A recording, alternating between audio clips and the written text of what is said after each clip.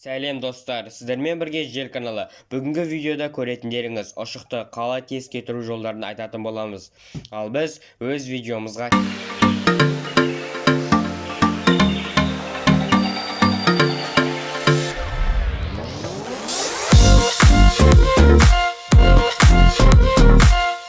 ұшық вирусты инфекция, одан құтылу үшін қолда бар заттардан ем жасауға болады.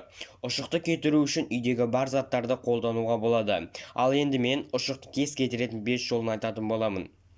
Бірінші жолы жұмыртқа.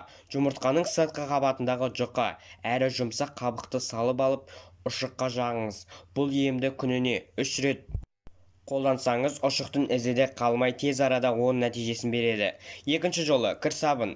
Ерніңіздегі ұшық қышымсып мазаласа, онда кір сабынмен сүртіңіз. Сонда вирусты инфекция жойылып, ұшық әрі қарай көбеймейді. Үшінші жолы спирт. Спирт осы арада өте жақсы көмектеседі. Ең алдымен медициналық спиртпен сүртсеңіз, тез арада жазылады. Төртінші жолы тіс пастасы.